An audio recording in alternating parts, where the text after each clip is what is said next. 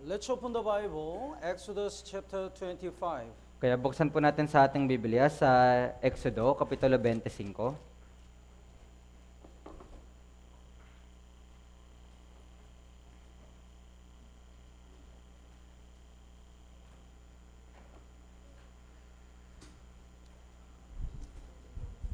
Exodus chapter 25, verses 1 and 2. Kaya Exodo, Kapitulo 25, Kapitulo 1 hanggang 2. Basahin po natin ng sabay-sabay. 3, 2, 1. Ang Panginoon ay nagsalita kay Moises na sinasabi, sabihin mo sa mga anak ni Israel na sila'y magdala sa akin ng isang handog, tanggapin ninyo ang handog para sa akin mula sa bawat tao na ang puso ay nagkukusang loob. So God accept the offering from Israel people Kaya yung Panginoon, tinanggap po niya yung paghahandog mula po sa mga Israelita. in order to make the tabernacle. Kaya para po gumawa ng tabernakulo. So every Sunday we have been studying the tabernacle. Kaya tuwing linggo, lagi po nating pinag-aaralan yung patungkol sa tabernakulo. Actually, if we understand the deep things in the tabernacle, we can understand the whole Bible. Sa katunayan, kung ating pong maunawaan yung mga malalalim na bagay dito po sa tabernakulo, maunawaan po natin yung Biblia. Because this is the shadow of Jesus Christ and the Christian life. Dahil ito po yung anino ni Jesucristo at ganoon din ng ating buhay Kristiyano. So the gate is really wide Kaya nga po yung pintuan nito ay napakalawak and there is only one gate. at meron lamang po itong isang pintuan. It means in order to get salvation, only by Jesus Christ we can get salvation. Kaya ibig sabihin nito, para po tayo ay magkaroon ng kaligtasan, tanging sa pamagitan lamang ni Jesucristo, tayo ay maliligtas. And that gate is so wide, it means God really wants everyone to come to God and get salvation. At ganoon din kung paano ito po ay napakalawak, ibig sabihin ninanais po ng Diyos na lahat ng tao ay lumapit sa Kanya at matanggap yung kaligtasan. And the first instrument is the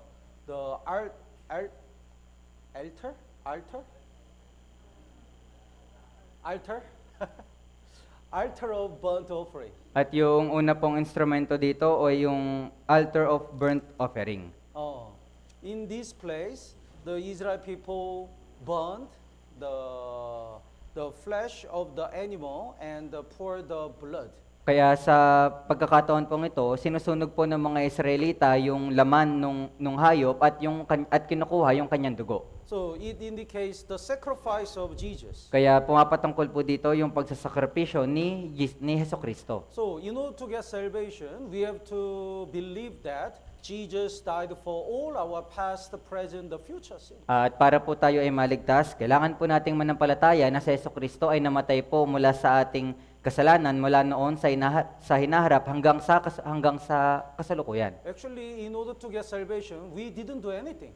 Sa katunayan, para po tayo ay maligtas, wala po tayong anumang ginawa. We were not worthy to get salvation. Kaya hindi naman po tayo karapat-dapat na maligtas. But 2,000 years ago, Jesus already forgave all our sins. Pero 2,000 taon na po yung nakakalipas, pinatawad na po ni Jesucristo yung lahat nating mga kasalanan. Until we realize the eternal redemption, God waited for us and guided us. Kaya hanggang sa maunawaan po natin yung walang hanggang katubusan, yung Diyos, Kanya po tayong inantay at ginabayan. And even though we were not worthy, we get salvation. At kahit na po tayo ay hindi karapat-dapat, tayo pa rin po ay naligtas. So in the tabernacle, the first place we have to face is the altar of the burnt offering, the Kaya- sacrifice of Jesus. Kaya doon po sa tabernakulo, kaya yung unang step po natin po dapat makuha ay yung dambana ng handog na sinusunog. Ito po yung pagsasakripisyo ni Jesucristo. And next one is laver. At yung kasunod po, ito po yung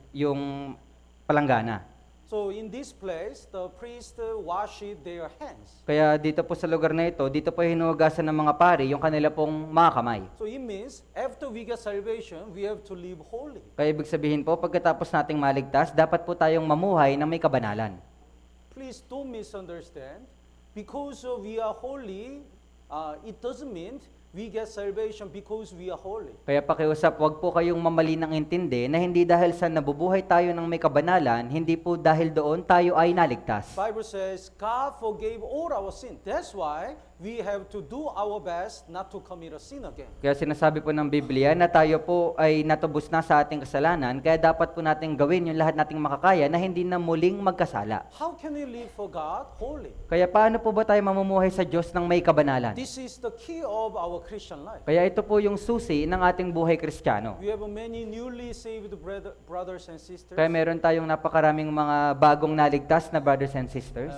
Even though we get salvation, if we don't know this, we cannot live for God well. Kahit na naligtas na po tayo, kung hindi natin ito alam, hindi po natin magagawang makapamuhay sa Diyos ng maayos. Before we got salvation, we only have the sinful nature. Kaya bago po tayo naligtas, meron na po tayong likas na pagkamakasalanan. But when we get salvation, we have a sinful nature and Holy Spirit. Pero pagkatapos po nating maligtas, meron pa rin po tayong likas na pagkamakasalanan, pero meron na po tayong banal na espiritu. That's why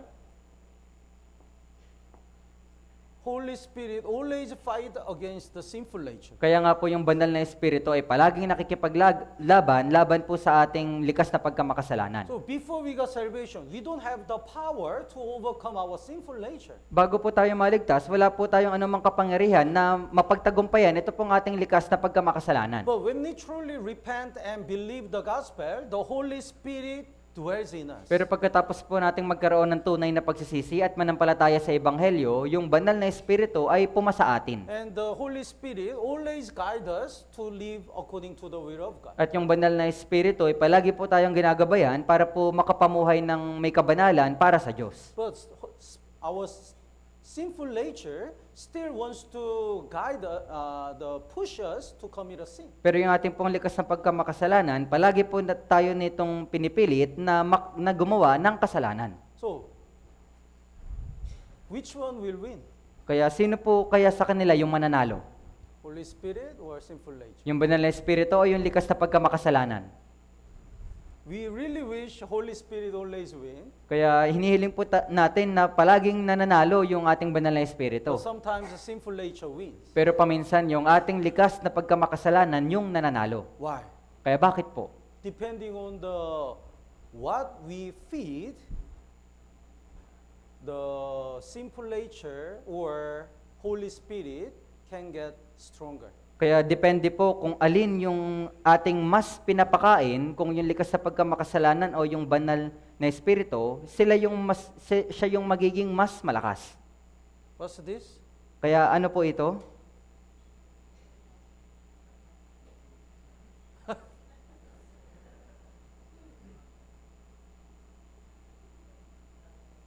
Sabong?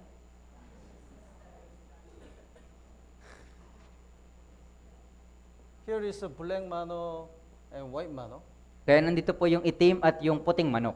And they fight and people bet the money. At sila po ay naglaban at yung mga tao ay pumupusta. And here is one owner. At nandito po yung isang may-ari. He already knew which mano will win. Kaya yung may-ari, alam na po niya kung sinong manok yung mananalo. He says, today black mano wins. Kaya sinabi niya na ngayong araw yung mananalo yung itim na manok. Then black mano wins.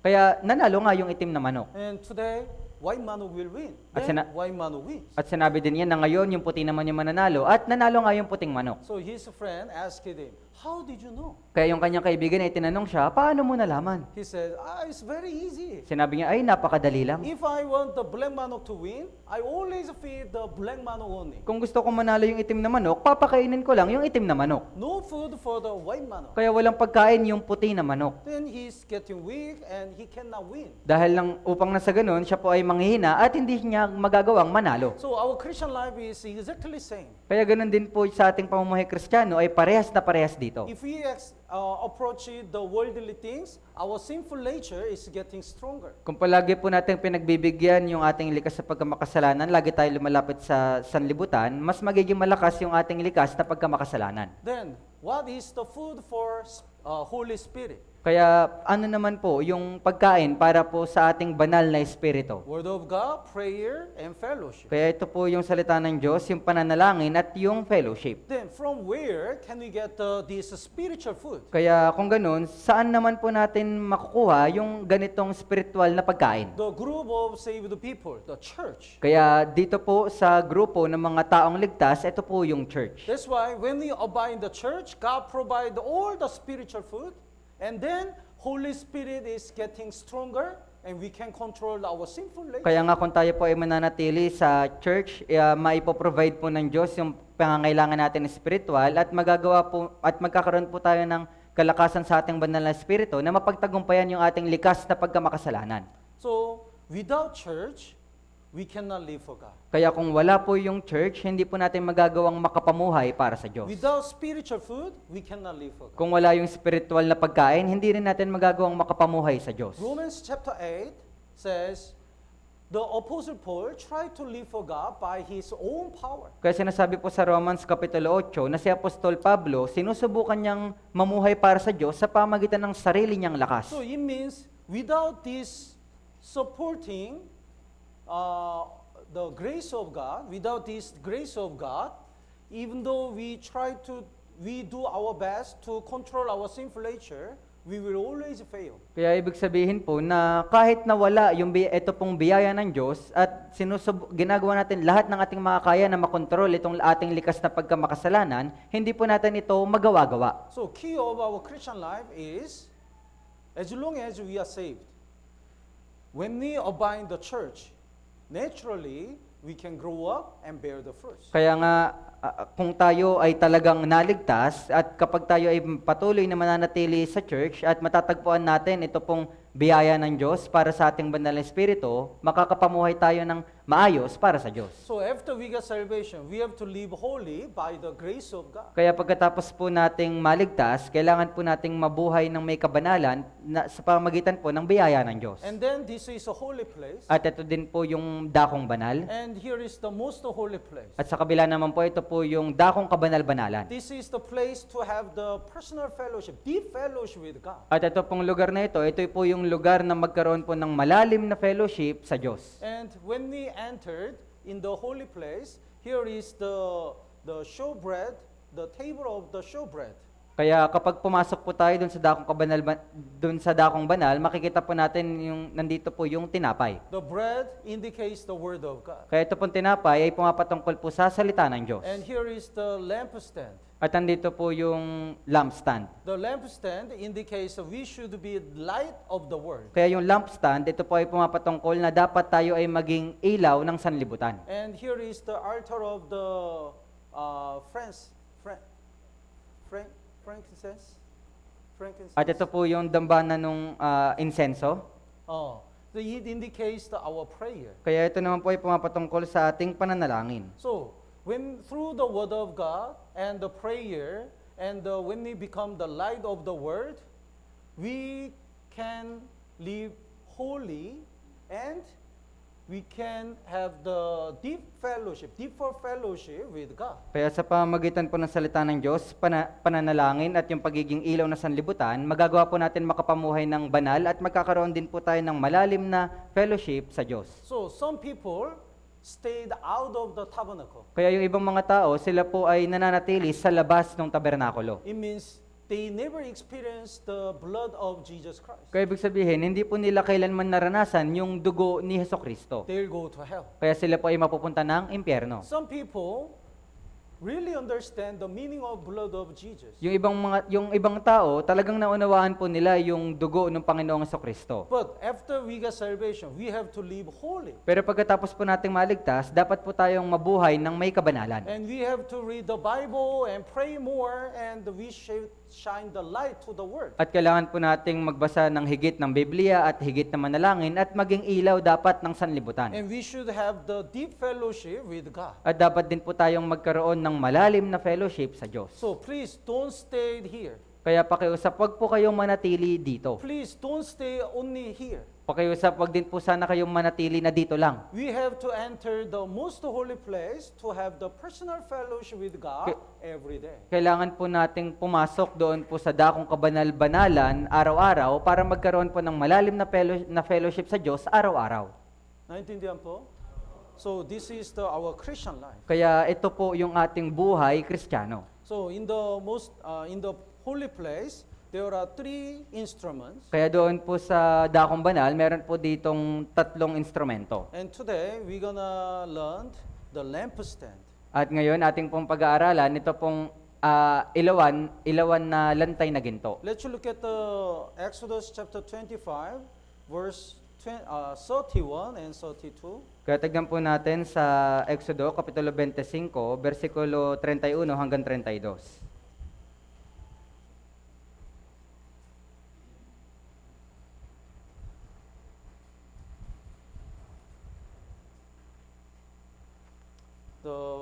Basahin po natin ng sabay-sabay. 3, 2, 1. Gagawa ka ng isang ilawan na lantay na ginto, ang paa at tangkay ng ilawan ay yari sa pinitpit na ginto, ang mga sanga, ang mga kopa niyon, at ang mga bulaklak niyon ay isang piraso. At magkakaroon ng 6 na sangang lumalabas sa mga tagiliran niyon na kasama nito, 3 sanga na ilawan sa isang tagiliran niyon, at 3 sanga ng ilawan ay sa kabilang tagiliran niyon. So in the holy place, there is no window. Kaya doon po sa dakong banal, wala pong anumang bintana doon. So this lampstand is the only light in there. At doon po sa ilawan, at ito pong ilawan na ito, yun lamang po yung nag-iisang ilaw sa loob nun. Without lampstand, only darkness. Kung wala po yung ilaw na ito, doon po ay kadiliman lamang. So this world is the darkness. Kaya dito, ito pong sanlibutan, ito po yung kadiliman. And all people are born as a spiritual blind. At lahat po ng mga tao ay naipanganak bilang mga espiritual na bulag. People don't know how to go to heaven. Kaya yung mga tao hindi po nila alam kung paano makakapasok sa langit. They cannot see the eternal glory. Hindi rin po nila makita yung walang hanggang pagpapala. But Jesus Christ came to this world as a light. Pero si Jesucristo ay pumunta dito sa sanlibutan bilang liwanag. Let's look at John chapter 9. Kaya tignan po natin sa Juan Kapitulo 9. John chapter 9 verse 5. Sa Juan Kapitulo 9, versikulo 5. Basahin po natin ng sabay-sabay. John chapter 9 verse 5. 3, 2, 1. Habang ako'y nasa sanlibutan, ako ang ilaw ng sanlibutan. I'm the light of the world. Kaya ako ang ilaw ng sanlibutan. The John chapter 1 says, Jesus Christ shine the light to each one's heart. Kaya si Jesucristo, sabi po sa Juan Kapitulo 1, si Jesucristo ay nagiging ilaw para po sa lahat ng mga puso. Then Jesus said, as long as I'm in the world, I'm the light of the world. At sinabi din ni Jesucristo na habang ako'y nasa sanlibutan, ako ang ilaw ng sanlibutan. Then Jesus died on the cross and resurrected and rose up to heaven. At si Jesucristo ay namatay doon sa krus at muling nabuhay at bumalik ulit sa langit. Then who is the light of the world now? Kaya kung ganun, sino na po yung ilaw ng sanlibutan ngayon? Yes, save the people. Kaya tama po, yung mga ligtas na tao. When we get salvation, we receive the light of Jesus. Pagkatapos po nating maligtas, natanggap po natin yung liwanag ni Jesucristo. When Jesus shine the light, when we go to that light, we understand eternal redemption. Kapag pinaliwanag ni Jesucristo yung kanyang ilawan at pumunta tayo doon sa kanyang ilawan, naunawaan po natin yung kanyang kaligtasan. Sometimes when we turn on the light, Ipis, Antonio, escaped. Kaya paminsan pag binubuksan po natin yung ilaw, yung mga ipis ay tumatakas. They don't like a light. Dahil ayaw po nila ng ilaw. They hide in the darkness. Kaya sila po ay nagtatago sa kadiliman. When Jesus shine the light, some people hide. Nang pinaliwanag po ni Jesucristo yung kanyang ilaw, yung ibang mga tao ay nagtago. I don't want to listen the Bible seminar anymore Ayoko nang makinig ng Bible seminar. because I feel uncomfortable. Dahil nararamdaman ko hindi ako komportable. Why am I a sinner? Kaya bakit ako naging makasalanan? I already got salvation. Okay, ligtas naman na ako eh. Why you said I'm not saved, I cannot go to heaven? Kaya bakit mo sinasabi na hindi ako ligtas at hindi ako makakapasok sa langit? I don't want to listen. Kaya ayoko nang makinig. So they hide themselves in the darkness. Kaya sila po ay tinatago nila yung kanilang sarili sa kadiliman. But when some people goes to the light, Pero yung ibang mga tao, sila po ay pumupunta doon sa ilaw. the more they approach the light, the more they can see their darkness. Kaya habang higit na lumalapit sila doon sa ilaw, higit din nilang nakikita yung kanilang kadiliman. Lord, I'm terrible sinner. Kaya naunawaan nila na, Panginoon, ako ay terribling I makasalanan. cannot keep the 10 commandments. Kaya hindi ko kayang sundin yung 10 utos. I still remember my sins. Kaya naalala ko pa rin yung mga kasalanan ko. And what should I do? Kaya ano yung dapat kong gawin? And when we go to that light, we realize that we are already forgiven and we receive that light. At kapag tayo ay tuluyang pumasok doon sa ilaw, maunawaan natin na pinatawad na tayo ng Diyos at magkakaroon tayo at matatagpuan natin yung tunay na kaligtasan. That's why Jesus said to the saved people, you are the light of the world. Kaya nga po sinasabi ni Jesucristo sa mga ligtas na tao na ikaw ang ilaw ng sanlibutan. So after Jesus went to heaven, all the saved people are the light of the world. Kaya pagkatapos pong pumunta ni Jesucristo sa langit, lahat na po ng mga naligtas na tao, sila na po yung ilaw ng sanlibutan. If we don't shine the light, nobody can see the how to go to heaven. Kung hindi po natin paliliwanagin yung ating ilawan, wala pong sino man yung makakaalam kung paano makakapasok sa langit. Let's go to Matthew chapter 5, Kaya punta po tayo sa Mateo, Kapitulo 5. verse 14. Sa Mateo, Kapitulo 5, versikulo 14. Matthew chapter 5, verse 14.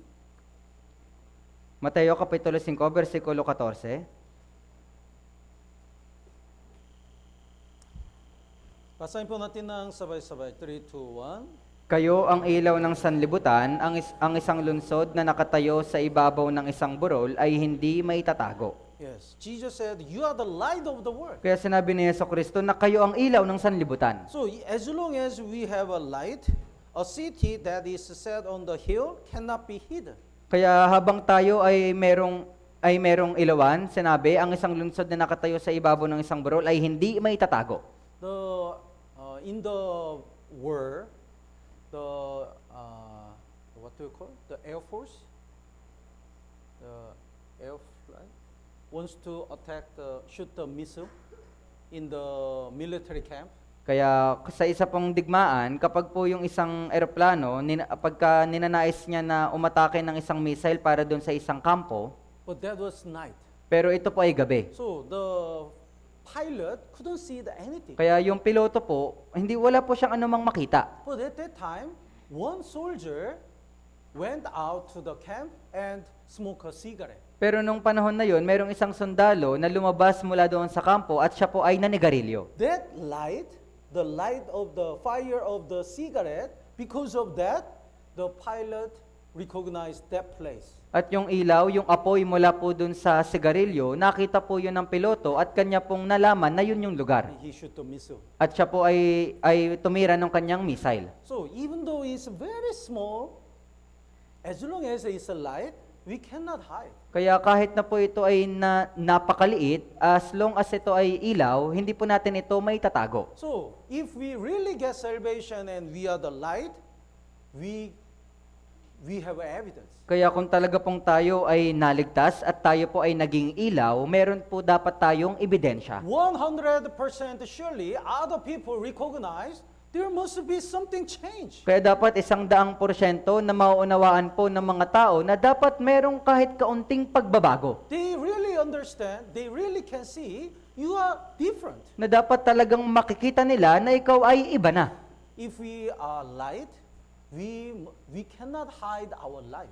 Kaya kung ikaw ay isang ilaw, hindi mo maitatago ang iyong liwanag. But Bible, Jesus mentioned about some reasons, even though we are the light, we hide the light. Pero si Jesucristo, meron po siyang ilang mga bagay na sinabi na kahit na tayo ay ilaw, pero naitatago natin yung ating ilawan. The next verse, verse 15, basahin po natin ng sabay-sabay. 3, 2, 1. Hindi nila sinisindihan ng isang ilawan at inilalagay sa ilalim ng isang takalan, kundi sa talagang patungan at nagbibigay ng liwanag sa lahat ng nasa bahay. Yes, if we put the lamp under the basket, Kaya nga it cannot shine the light. kung yung ilawan atin po itong ilalagay sa ilalim ng takalan, hindi po natin magagawang paliwanagin yung ating ilaw. So basket means, if we only focus on the what to eat, how to live well, these worldly things, we cannot shine the light. Kaya ibig sabihin po nitong takalan, kung itutuon lamang natin yung ating pong pag-iisip sa pagkain o kung paano mamumuhay ng maayos sa sanlibutang ito, hindi natin magagawang mapaliwanag ng ganong liwanag yung ating ilaw. Let's look at the Matthew chapter 6, verse 25. Kaya tignan po natin sa Mateo, Kapitulo 6, versikulo 25. Matthew chapter 6, verse 25, would you read? Kaya nga, sinasabi ko sa inyo, huwag kayong mabalisa sa inyong buhay kung ano ang inyong kakainin o kung ano ang inyong iinumin, O kung ano ang inyong inumin, kahit sa inyong katawan, kung ano ang inyong isusuot, hindi ba higit ang buhay kaysa pagkain at ang katawan kaysa damit? So Jesus said, don't worry about what to eat, what to drink, what to wear. Kaya sinabi po ni Jesucristo na huwag kayong mabalisa sa inyong buhay o inyong kakainin o inyong susuotin. The verse 31 Kaya and sabi- 32. Basahin po natin ng sabay-sabay. 3, 2, 1. Kaya huwag kayong mabalisa na magsasabing ano ang aming kakainin o ano ang aming iinumin o ano ang aming isusuot sapagkat hinahanap ng mga hintil ang lahat ng mga bagay na ito at batid ng inyong Ama na nasa langit na kailangan ninyo ang lahat ng mga bagay na ito. Yes. So this is all, after all, verse 32, after all these things the Gentiles seek. Kaya sinasabi po dito sa versikulo 32 na sapagkat hinahanap ng mga hintil ang lahat ng mga bagay na ito. Gentiles means unsaved people. Kaya yung mga hintil, pumapatungkol po ito sa mga hindi ligtas na tao. But God is the Father of the saved people. Pero yung Diyos, siya po yung Ama ng lahat ng mga ligtas na tao. So, in the playground, when the children played, we don't know who has parents, who don't have the parents. Kaya nga po sa isang palaruan, marami pong mga batang naglalaro at doon po sa palaruan, hindi natin alam kung sino mga bata doon yung merong kasamang magulang at yung walang kasamang magulang. But in the lunchtime, they are different. Pero sa pag-oras na ng kainan ng pananghalian, sila po ay magiging magkakaiba na. He doesn't have parents, Kaya siya po ay walang magulang. so he worried what to eat. Kaya nga siya po, iniisip niya kung ano yung kanyang kakainin. Because he have to live by himself. Dahil kailangan po niyang mabuhay ayon sa kanyang sarili. Nobody can help him. Kaya walang sino man yung tumutulong sa kanya. But he has a parent, Pero siya, meron siyang magulang. so he doesn't need to prepare the lunch. Kaya nga hindi na po niya kinakailangan na maghanda pa para sa kanyang pananghalian. He went back home Kaya siya po ay bumalik ng bahay and kicked the door at kanya po sinipa yung and pintuan called the mom. Mom, at tinawag niya yung kanyang nanay na, Nay! gutom na ako. Then that's it. At yun lang po yun. So we have a father. Kaya meron po tayong ama. Even though we lose our parents, the physical parents, we have a spiritual father. Kahit na mawalan po tayo ng ating physical na magulang, meron po tayong spiritual na ama. So our father says, why you worry so much? Kaya nga sinasabi ng ating ama na bakit ka lubhang nababalisa? For all these things, what to eat, what to drink, what to wear, is all the things that the Gentiles often worry. Kaya sa lahat ng mga bagay na ito, sa kung paano yung inumin, ano yung susuotin, yung mga hintil, iniisip na po nila yung mga bagay na ito. The verse 27, Kaya sa versikulo 27, would you read? sino sa inyo na dahil sa pagkabalisa ay mapapahaba ang kanyang buhay? So even though we worried, we cannot grow up. Kaya kahit na po tayo ay mag-alala, hindi naman po tayo lalaki. Tama pa ba? If we can grow up by concern, maybe I can grow up 2 meter or 3 meter. Kaya kung tayo po ay lalaki dahil po sa pag-aalala, siguro lalaki po tayo ng mga 2 metro, 3 metro.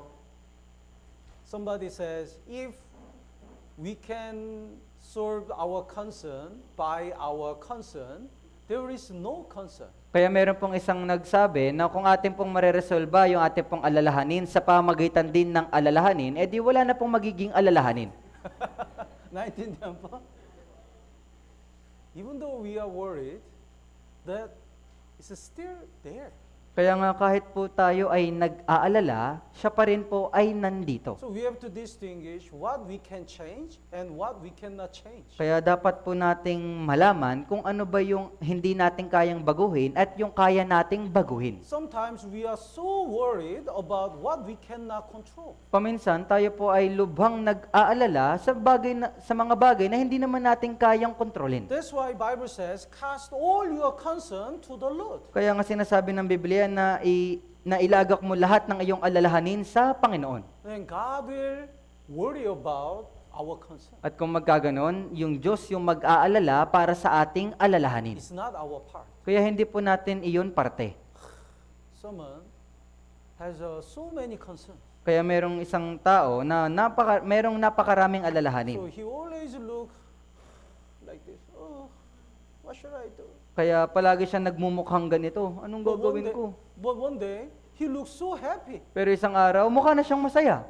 Then his friend asked him, "Oh, you look so different." Kaya kung magkaganon, tinanong siya ng kanyang kaibigan na, uy, kakaiba ka na ngayon ah. And he said, "Yes, because I hired the one man who will worried instead of me." Kasi sinabi niya na, oo, kasi kumuha ako ng tao na mag-aalala ka imbis na ako. The salary is 200,000. Kaya every yung month. kanyang sweldo ay 200,000. Then his friend really got surprised. How do you pay every month? Kaya Mahal. kung magkaganon, sinabi ng kanyang kaibigan, paano mo yan babayaran buwan-buwan? Ang mahal. Then he said, "I don't worry because that's the concern he has." Kaya pagka magkaganon, sinabi ko na hindi ko na kailangan mag-alala dahil problema niya na yun. We need to cast all our concern to the Lord. Kaya kailangan po nating ilagak lahat ng ating alalahanin sa Diyos. Then he will be worried instead of us. Kaya upang siya na yung mag-aalala sa halip na tayo. That's why Jesus said, "Why do you worried about what to eat, what to drink, what to wear?" Kaya nga sinasabi ni Jesucristo na bakit ka nag-aalala kung ano yung kakainin, ano yung yung iinumin, ano ang iyong susuotin. We have to decide what is our Lord, our Jesus or money. Kailangan po nating malamang maigi at pagpilian na sino ba yung ating Diyos, yung pera ba o yung Diyos. Verse 24. Basahin po natin ng sabay-sabay. 3, 2, 1. Walang makapaglilingkod sa dalawang Panginoon sapagkat kapapuotan niya ang isa at iibigin ng ikalawa o magiging tapat siya sa isa at hahamakin ng ikalawa, hindi kayo makapaglilingkod sa Diyos at sa kayamanan. We cannot serve two masters. Kaya hindi po natin kayang paglingkuran yung dalawang Panginoon. So if we serve the money, we cannot serve the Lord. Kung ating pong paglilingkuran yung pera, hindi natin magagawang paglingkuran yung Diyos. If we decide to serve the Lord, we cannot follow the money. Kung pipiliin po natin na sumunod sa Diyos, hindi po natin maaring sumunod sa pera. But don't misunderstand. Like after this sermon, some people say, pastor says we don't need the money, so I'll not work. Pero wag po kayong mamali na intindi na baka pagkatapos po ng sermon na ito, nasasabihin nyo na, sabi ni Pastor, di namin kailangan ng kayamanan, hindi na ako magkatrabaho. No, we have to work hard. Pero hindi po. Kailangan pa rin po nating magtrabaho ng may kasipagan. But we have to make sure who is our Lord. Pero kailangan po nating masigurado na sino ba yung ating Diyos. In order to preach the gospel, we need the money. Kaya para po may pangaral natin ng Ebanghelyo, kailangan natin ng kayamanan. In order to build our church building, we need the money. Kaya para po may tayo natin yung ating pong church building, kailangan din pa rin po natin ng pera. And in order to continue to preach the gospel, we should be healthy. So for our health, we need the money. At ganun din po, para po may pangaral natin ng may kaayusan yung Ebanghelyo, kailangan din po natin maging malusog. At para maging malusog, kailangan din po natin ng kayamanan. So we have to do our best. Kaya kailangan po nating gawin yung lahat nating makakaya. But, Bible says, but we must not be worried about money.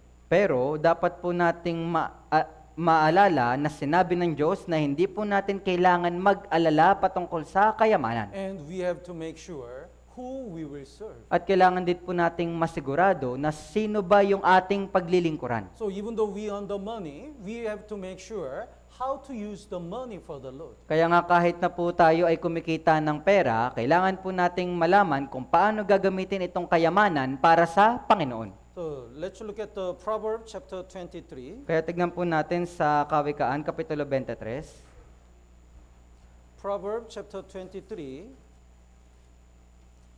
Kaya Kawikaan, Kapitulo 23, verse 2. sa versikulo 2. And put the knife to your throat if you are a man given to appetite.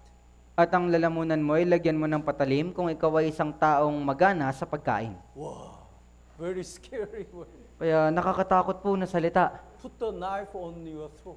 Kaya tutukan mo ng lalamunan, tutukan mo ng patalim ang iyong lalamunan. If you desire more money. Kung talagang ninanais mo na magkaroon ng higit na kayamanan. So, the money is not evil. Kaya yung kayamanan, hindi po ito masama. But if we follow the money only, more than God, that is evil. Pero kung atin lamang susundin yung kayamanan na higit kaysa sa Diyos, ito po ay nagiging masama. That's why the Proverbs chapter 16, verse 8 says, Kaya nga po sinasabi ng Kawikaan, Kapitulo 16, versikulo 8, Basahin po natin ng sabay-sabay. 3, 2, 1.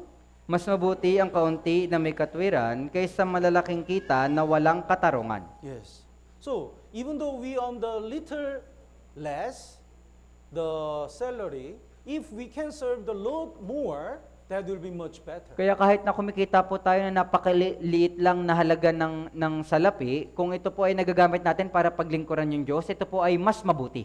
Sometimes we go abroad for the money. Paminsan tayo po ay nagpupunta ng ibang bansa para lang sa pera. Is it right before God? Kaya ito ba ay tama sa harapan ng Diyos? If there is the true church, it can be. But there is no church. Kung meron pong tunay na iglesia doon, posible pa. Pero kung paano kung walang tunay na iglesia doon? Then, no matter what happened, we have to stay abide the church. Kaya kung magkaganon, ano man yung mangyari, dapat po tayong manatili at na nakakapanatili dito po sa iglesia. Even though we have a little allowance, that will be better as long as we can serve the Lord. Kahit na kumikita lamang po tayo ng napakaliit na halaga ng salapi, mas mabuti na ito para lang mapaglingkuran natin yung Diyos.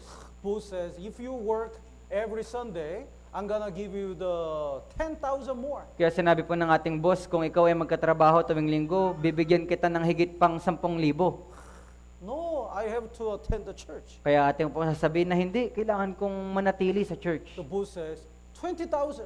At sinabi ng boss na, sige, dagdagan ko 20,000. No, I have to attend the church. Kaya hindi, kailangan kong matindang church. 30,000. Paano kung 30,000? What's your answer? Ano pong sasagot nyo? From the 10,000, yes, yes. Kaya mula dun sa 10,000, siguro sabihin nyo na, yes na. If so, it's not right before God. Kaya kung ganun, hindi po ito tama sa harapan ng Diyos. So our minimum is Lord's Day sermon. Kaya yung ating pong minimum, dapat yung Lord's Day sermon. So, even though we under a lot of money, if we cannot live for God anymore, what is that life? Kahit na kumikita po tayo ng napakalaking halaga ng salapi, kung hindi na po natin nagagawang makapamuhay sa Diyos, anong klaseng buhay iyon? So if we put the lamp under the basket, we cannot shine the light. Kung ilalagay po natin yung ilawan sa ilalim ng takalan, hindi po natin magagawang paliwanagin yung ilaw. And let's go to Matthew. Kaya punta po tayo sa Mateo.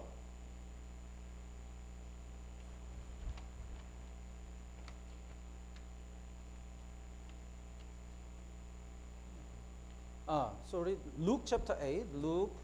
Sorry po, sa Lucas, Kapitulo 8. Luke chapter 8, Lucas, Kapitulo 8, verse 16.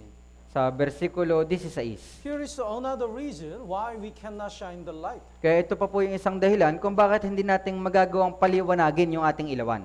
16, basahin po natin ng sabay-sabay. 3, 2, 1. Walang taong pagkatapos magsindi ng ilawan ay tinatakpan nito ng isang takalan o kaya'y inilalagay ito sa ilalim ng higaan, kundi inilalagay ito sa talagang lalagyan upang makita ng mga pumapasok ang liwanag.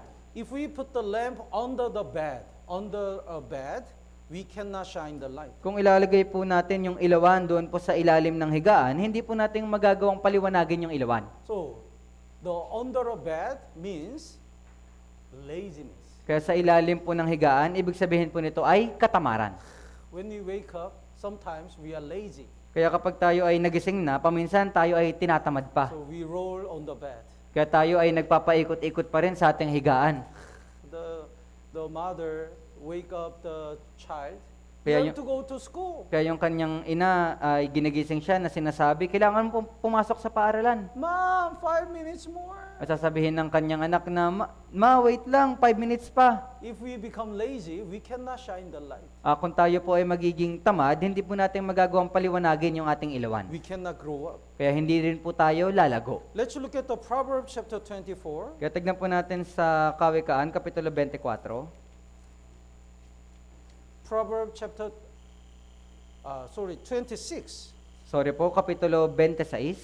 Kawikaan, Kapitulo 26. Proverbs chapter 26, verse 14. Kawikaan, Kapitulo 26, versikulo 14. Verse 14. Basahin po natin ng sabay-sabay. 3, 2, 1. Kung paano ang pintuan ay pumipihit sa kanyang bisagra, gayon ang tamad sa higaan niya. What's the hinge?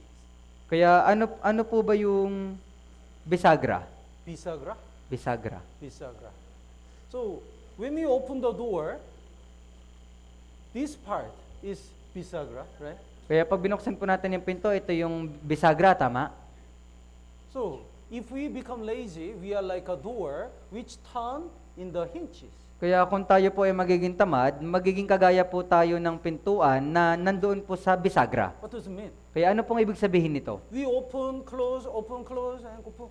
But still, door is here. Kaya tayo ay bubukas, sasara, pero yung pintuan ay nandun pa rin. So, even though it has been long time since we got salvation, if we are lazy, we don't grow up. Kaya kahit po na napakatagal na simula nung tayo ay naligtas, kung tayo ay tatamad-tamad, hindi po tayo lalago. The lazy person has so many excuses. Yung tamad na tao, meron po siyang napakaraming mga dahilan. Let's look at the verse 13. Katignan po natin sa versikulo 13. Lazy man says, there is a lion on the road.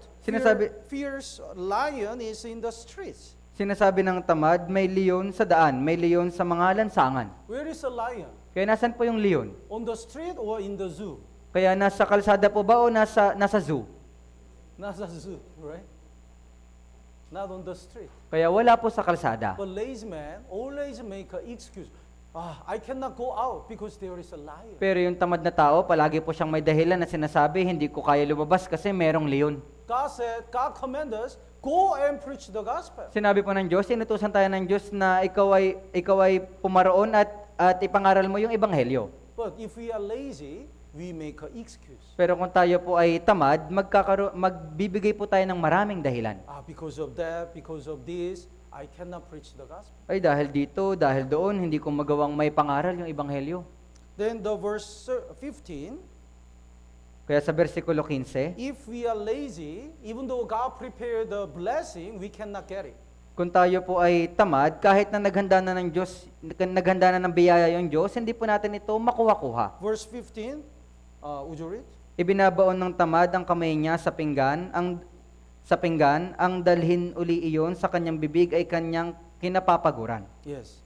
God already prepared the people who wants to get salvation. Kaya yung Diyos, inihanda na po ng Diyos yung mga tao na handa na pong tumanggap ng kaligtasan. God already prepared the spiritual strengths in the church. Yung Diyos po, inihanda na po niya yung spiritual na kalakasan dito po sa church. But if we are lazy, we don't attend the Wednesday sermon, Thursday sermon. So, even though God prepared the spiritual food, we cannot eat it. Pero kung hindi po tayo attend sa church, hindi po tayo attend na Wednesday at ng Sunday sermon, kahit inihanda na po ng Diyos ito pong spiritual kalakasan, hindi po natin ito magawang kainin. Even though God prepared so much blessing, we cannot take it. Kahit naghanda na po yung Diyos ng napakaraming mga biyaya, hindi po natin ito makuha. So if we are lazy, we cannot shine the light. Kung tayo po ay tamad, hindi po natin magagawang paliwanagin yung ating ilawan. And here is the last reason why we cannot shine the light. Luke chapter 11. Kaya nandito rin po yung huling dahilan kung bakit hindi po natin nagagawang paliwanagin yung ating ilawan dito po sa Lucas Kapitulo 11. Luke chapter 11 verse 33. Kaya Lucas Kapitulo 11, versikulo 33. 33. Versikulo 33. Basahin po natin ng sabay-sabay. 3, 2, 1. Walang sino man na pagkatapos magsindi ng ilawan ay nilalagay ito sa isang tagong lugar o sa ilalim ng takalan, kundi sa patungan ng ilaw upang makita ng mga pumapasok ang liwanag. So, if we put the lamp on the secret place, it cannot shine the light. Kaya kung atin pong ilalagay yung ilawan sa tagong lugar, hindi natin magagawang paliwanagin yung ating ilawan. Secret place indicates a secret sin. Kaya yung tagong lugar, pumapatungkol po ito sa tagong kasalanan. If we shine the light, we can guide so many people to Jesus. Kung atin pong paliliwanagin yung ating ilawan, maaari po natin gabayan yung mga tao para po makapunta sa Diyos. But if we have a hidden sin, we cannot shine the light. Pero kung meron po tayong sekretong kasalanan, hindi po natin magagawang paliwanagin yung ating ilawan. The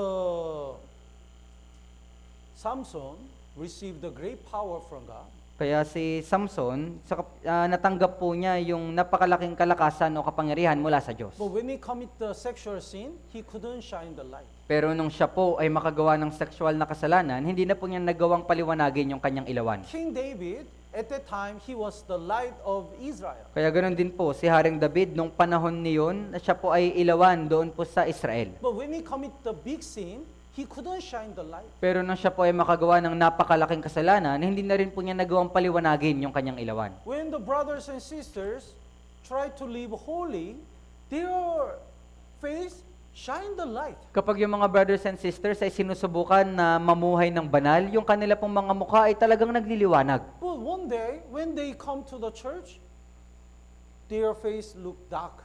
Pero isang araw nang sila po ay pumunta na sa church, yung kanilang mukha ay mukha ng madilim. It's not sunburn. Kaya hindi po ito sunburn, He didn't go to the beach. kaya hindi po siya nagpunta sa beach. He looked so dark. Pero pag atin siyang titignan, mukha siyang parang madilim. Even though the other brethren and I asked what happened and are you okay, they don't share. Kahit na yung mga brothers and sisters, tinatanong siya kung kamusta ka, ano nangyari, hindi po niya ito ibinabahagi. But later, after long time, because of a sin, they look dark. Pero di kalaunan, pagkatapos ng mahabang panahon, dahil po sa kasalanan, kaya sila nagmukhang madilim tignan. If we have a hidden sin, we lost our light. Kung meron po tayong sikretong kasalanan, maiwawala po natin yung ating ilawan. That's why we sincerely repent and return to God. Kaya nga kinakailangan po natin magkaroon ng puso na tunay na nagsisisi at bumalik sa Diyos. When we approach it to the light more and more, we can shine the light. Kung tayo po ay higit na lalapit sa ilawan, magagawa po nating paliwanagin yung ating ilawan. Sometimes we feel shy when we have the hidden sin. Paminsan tayo po ay nahihiya kapag meron po tayong sikretong kasalanan. But still, we have to go to God Pero- and confess our sin. Pero kahit na ganun, kailangan pa rin po nating pumunta sa Diyos at aminin yung ating kasalanan. Let's look at the Genesis chapter 34. Katignan po natin sa Genesis, Kapitulo 34. Genesis chapter 34, verse 1 and 2. Sa Genesis, Kapitulo 34, versikulo 1 hanggang 2. Here is the Joseph's daughter of Jacob. Kaya nandito po yung anak na babae ni Jacob. Her name is Dinah. At yung kanya pong pangalan ay si Dina. Verse 1 and 2, would you read? Si Dina na anak ni Leah na ipinanganak nito kay Jacob ay lumabas upang tingnan ang mga babae ng lupaing iyon nang makita siya ni Shechem, anak ni Hamor na Heveo, na siyang pinuno sa lupain, kanyang kinuha siya at sa pilitang sinipingan. When Dinah approached to see the daughters of the land, Shechem did something bad to Dinah. Kaya nang si Dina po ay lumabas upang tingnan yung mga babae doon po sa lupaing iyon, nakita po siya ni Shechem at gumawa ng hindi magandang gawa si Shechem kay Dina. Dinah, if she stayed with the other family, she could be protected. Kung nanatili lamang si Dina sa piling ng kanyang mga pamilya, siya po ay mapoprotektahan. But she was curious about how the daughters of the land, actually Gentile women, played. Pero siya po ay labis na nahihiwagaan o naku-curious siya doon po sa mga anak na babae ng lupain. Ito po yung mga hintil na babae. That's why she approached, then she was caught. Kaya nga nang paunti-unti, siya po ay lumapit ng lubapit at sa kahulihan, siya po ay nahuli.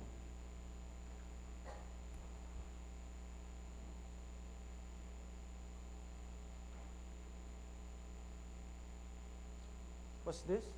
Kaya ano po ito? Oh, mice. Here is the trap.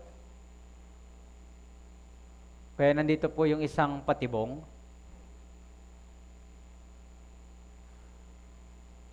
There's the cheese. At doon po sa patibong, nandun po yung keso. And the mother says, don't approach it to the trap. At sinabi po ng kanyang ina na huwag kang lalapit doon sa patibong. You will be killed. Kaya dahil sa oras na lumapit ka doon, mamamatay ka. It's very dangerous. At ito ay napakadelikado. Mother always want the baby mice. Kaya yung kanyang ina, palagi po siya binibigyan ng babala. But one day, he smells very nice. Pero isang araw, ito pong bubuwit ay naamoy niya ito. The cheese, the smells very nicely. Kaya- So he approached. Kaya naamoy ng bubuwit yung amoy nung keso, kaya siya po ay lumapit. And he observed, oh, At kanya pong pinagmasdan nito. is it mozzarella or cheddar? Ito ba ay mozzarella o ano pa man? Cheddar? Cheddar? Cheddar cheese? It was okay. At sa tingin niya, mukha itong okay. Because he just look at the cheese and smell it. Dahil pinagmamasdan lamang niya ito at inaamoy. And one day, he just lick. At isang araw, kanya po itong dinilaan lang. Wala. Wala. It was okay. Kaya okay lang din. And he eat little part. At siya po ay kumain ng maliit lang na parte. It was okay. Kaya okay lang din. So one day, he became bold. At isang araw, siya po ay naging matapang na. Oh, I think it's okay. Sa tingin ko, okay lang naman pala. Mother worried about that too much. Kaya yung nanay ko masyado nag-aalala ng sobra. So, when he bite, he is caught. At no sa oras na kanyang kinain na ito o kinagat, siya na po ay nahuli. Bible already warned us, don't follow the word. Yung, Our Christian life will be dead. yung Biblia, binalaan na po tayo na huwag yung susundin yung sanlibutan. Sa oras na sundin nyo ito, yung ating buhay Kristiyano ay mamamatay. But sometimes we are curious what's going on in the world. Pero paminsan tayo ay nagkakaroon ng palaisipan na ano ba yung nangyayari sa sanlibutan. And we look at that and approach that and sometimes leak it. At ating iyong titignan, paunti-unti tayo lumalapit at paminsan ito ay ating tinitikman. But when we approach little more, we will be caught and our Christian life will be dead. At kapag tayo ay tuluyan pang lumapit, tayo ay mahuli at sa kaulihan yung ating buhay Kristiyano ay mamamatay. Let's look at the 2 Timothy chapter 4. Kaya tignan po natin sa ikalawang Timoteo, kapitulo 4. 2 Timothy chapter 4. Ikalawang Timoteo, kapitulo 4. Verse 9, verse 10 first, Vers- verse 10. Versikulo 10 po muna. Here is the Demas. Kaya nandito po si Demas. Demas preached the gospel with the apostle Paul. Kaya si Demas, kanya pong ipinangaral ng Ebanghelyo kasama ni Apostol Pablo. But when the apostle Paul was about to die, he talked about the Demas. Demas has forsaken me and having loved this present world. Pero nang oras po na malapit nang dumating yung oras po ni Apostol Pablo, sinabi po niya na si Demas ay iniwan ako at pumunta sa sanlibutan. And he has departed for Thessalonica. At siya ay umalis mula sa Thessalonica. He went to the world Kaya siya po ay pumunta sa sanlibutan. like these mice. Kaya kagaya po ng bubwit na ito. So when we look at the old picture, we have so many brothers and sisters. Kaya kung titignan po natin yung ating lumang litrato, noon meron po tayong napakaraming brothers and sisters. And where are they? Pero nasan na po sila ngayon? Where are they? Nasan na sila ngayon? They are not in the church. Kaya wala na po sila sa church. They went to the world. Sila po ay pumunta na sa sanlibutan. There are two possibilities. Kaya meron po itong dalawang posibilidad. They don't have a Holy Spirit, so they cannot truly abide in the church. Kaya una, maaari wala silang banal na espiritu, kaya hindi nilang magawang tunay na makapanatili sa iglesia. Or they really was tempted and went to the world. O kaya naman, sila po ay labis na natukso at pumunta na sa sanlibutan. Demas went to the world. Kaya si Demas, siya po ay pumunta sa sanlibutan. But the verse 11, basahin po natin ng sabay-sabay, 3, 2, 1. Si Lucas lamang ang kasama ko, sunduin mo si Marcos at isama mo, sapagkat siya ay kapakipakinabang sa akin sa ministeryo. No matter what happened, Luke was with Apostle Paul. Kaya anuman po yung mangyari, si Lucas ay palagi pong kasama ni Apostol Pablo. And Apostle Paul is calling the Mark. At si Apostol Pablo, kanya din pong tinawag si Marcos. Get Mark and bring him with you. Kaya sunduin mo si Marcos at isama mo. Actually, in the first mission trip with the Apostle Paul, the Mark complained and went back home. Sa katunayan, yung una pong mission trip ni Apostol Pablo, si Marcos po ay nagreklamo at bumalik po sa kanyang tahanan. Because he is the son of the rich family. Dahil siya po ay anak ng isang mayamang pamilya. So he was not used to stay in the outside and the uncomfortable place. Kaya nga hindi po siya sanay na manatili sa labas at manatili sa mga hindi komportableng lugar. That's why Apostle Paul didn't bring him in the second mission trip. Kaya nga si Apostol Pablo, hindi na ulit siya dinala doon sa pangalawang niyang mission trip. But when Apostle Paul was about to die, the Mark was different. Mark is, the last part, he's useful for me for ministry. Pero nang oras na malapit nang mamatay si Apostol Pablo, sinabi ni Apostol Pablo kay Marcos na sapagkat siya'y kapakipakinabang sa akin sa ministeryo. Yes. So he's changing. Kaya nga siya po ay nagbago. In the beginning, he was bad, Kaya sa umpisa siya po ay hindi mabuti. but at the end, he became useful. Pero sa kahulihan, siya po ay naging kapakipakinabang. In the beginning, Demas was good, Nung una, si Demas po ay mabuti, but at the end, he went to the world. pero sa kahulihan, siya po ay pumunta na sa sanlibutan. What is good life? Kaya ano po yung mabuting buhay? Mark or Demas? Kaya si Marcos po ba o si Demas?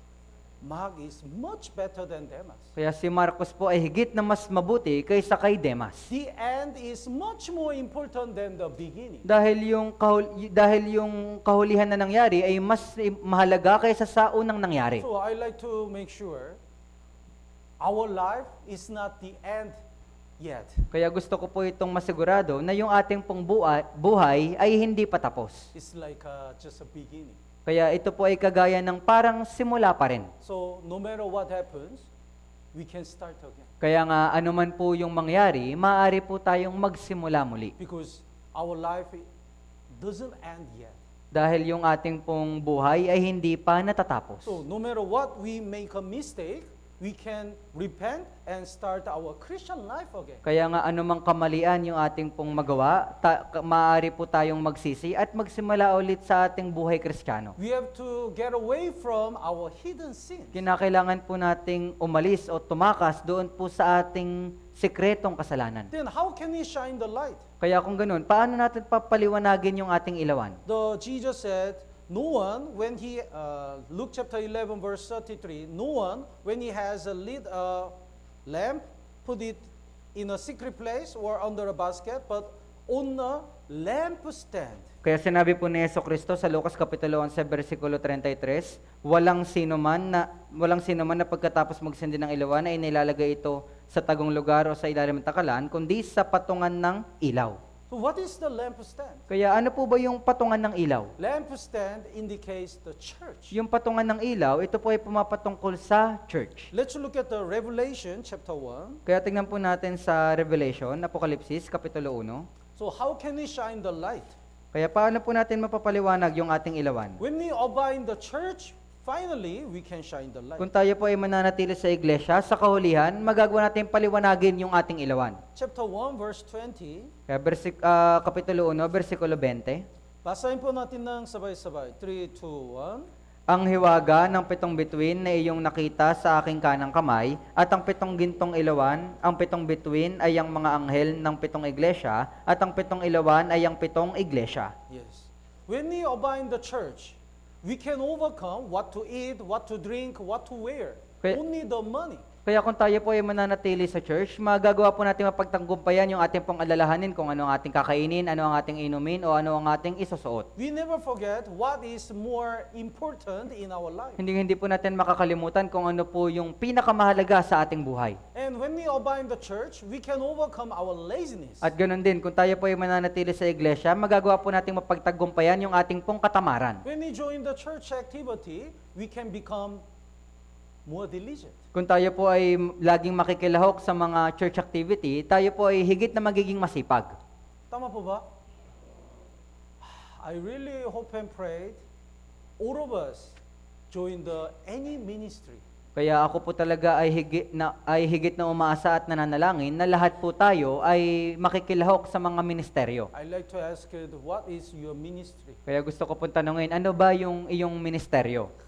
Pastor, I'm Silver Group. I cannot join any ministry. Kaya merong magsasabi na, Pastor, ako ay silver group kaya hindi ko na kayang gumawa sa ministry. I'm Mother's Group, Father's Group. I cannot join any ministry. Ay ako, mother's group, father's group, hindi ko na kayang pumasok sa mga ministry. No, you can join any kinds of ministry. Kaya hindi po, maaari po kayong makilahok o pumasok sa anumang ministry dito sa church. Pastor, even though I tried to join the choir team, there are all youth group. Ay Pastor, kahit na gusto ko pong sumali sa choir team, pero lahat naman sila puro kabataan. I'm shy. Kaya nahihiya po ako. Do you praise the Lord or youth group? Kaya ikaw ba, binibigyan mo bang papuri yung Diyos o yung kabataan? Yung Diyos. So if you want to praise the Lord, you can join. Kaya kung ninanais mo na bigyang lugod yung Diyos, maaari ka pong sumali. So when we join any ministry, we can diligently serve the Lord more. Kaya kung tayo po ay makikilahok sa mga ministeryo, magagawa po nating paglingkuran ng may kasipagan ng higit yung Diyos. Tama po ba? Tama po ba? Oh. Every Saturday, now we close the AFT, right? Kaya tuwing Sabado, ngayon sinara na po natin yung AFT.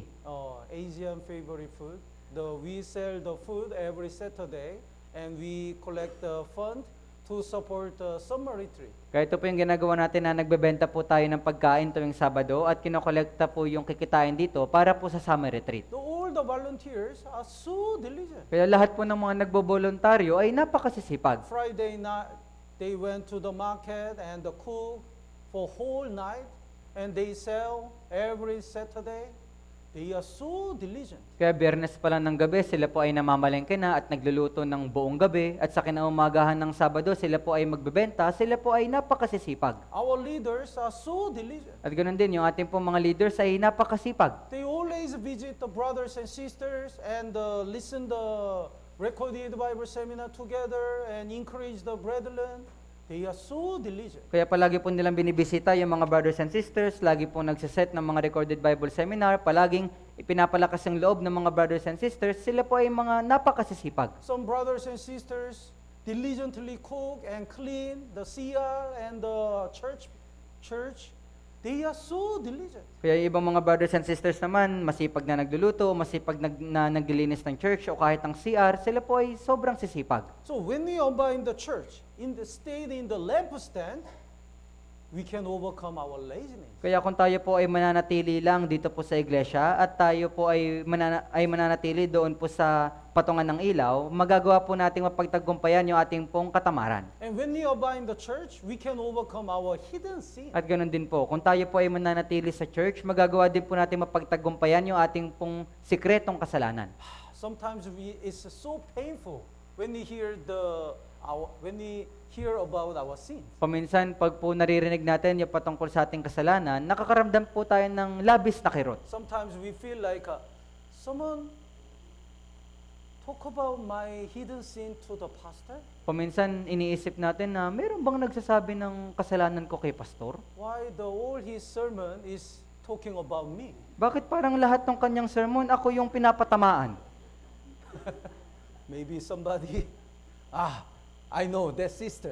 Because I shared my secret sins, only that sister. So probably that sister talked to the pastor. Marahil itong sister na to, siya yung nagsabi kay pastor kasi siya lang naman yung sinabihan ko nung sekretong kasalanan ko. No, that's the work of the Holy Spirit.